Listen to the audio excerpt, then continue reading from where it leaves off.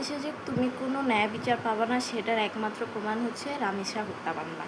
কীভাবে? কারণ যেহেতু কাহিনীটা গতকালকে অথবা গতকালকে ঘটছে, তাহলে এই কতক্ষণে আসামিকে ধরা হয়েছে না, এটার কোনো প্রয়োজনই পড়তো না একজন মানে রামেসার বাবা মার একটা মানে উকিল মানে হায়ার করার, বলবো না হায়ার করার, উকিল কোনো প্রয়োজনই পড়তো না।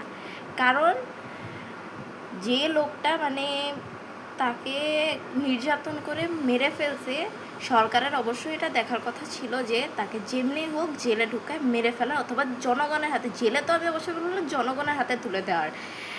যেহেতু মানে বাংলাদেশের ন্যায় বিচারের কোনো রেকর্ডই নাই, এইসব বিষয়ে ন্যায় বিচারের কোনো রেকর্ডই নেই, সো আই গেস এই ক্ষেত্রেও হবে না। তো আমি বলবো শুধু এটার জন্য মানে রামেসার বাবা মা যেভাবে উকিল হায়ার করারও কোনো প্রয়োজন পড়তো না।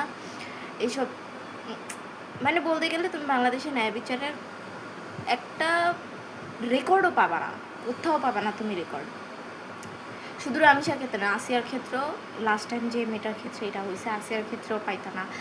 তারপরে হচ্ছে নুসরাত, আয়েশা, এরপরে হচ্ছে সায়মা, এরপরে হচ্ছে ময়না আক্তার, এরপরে আরও অনেক মেয়ে আছে এরকম, অনেক অনেক অনেক মেয়ে আছে।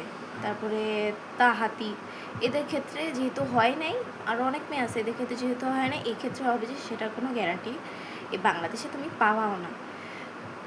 কারণ সরকার যেহেতু এত বড় একটা মিস্ট্রি কাহিনী হয়ে গেছে, সেক্ষেত্রে সরকার মানে তাদের বাবা মার একটা উকিল হায়ার করার আগেই সরকার যখন এই লোকটাকে ধরছে তখনই জনগণের হাতে তুলে দেওয়ার কথা তার, কিন্তু এটা হয় নাই।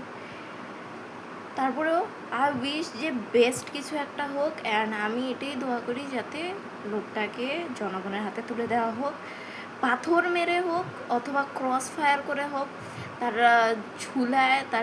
তাকে ঝুলায় তার শরীরে হাত পা চারোটা কেটে দিয়ে তারপরেও তার জ্যান্ত এভাবে তিলে তিলে মারা হোক, মেরে দেখ জাস্ট। আমি চাই এটাই চাই, মানে এক কথায় লোকটাকে জনগণের হাতে তুলে দিয়ে তাকে তিলে তিলে মেরে ফেলা হোক। আমি জাস্ট এটাই চাই, কারণ এটাই আমার জন্য প্রে। আই ডোন্ট নো বাংলাদেশে এইটার কোনো বিচার হবে বা আসবে কিনা।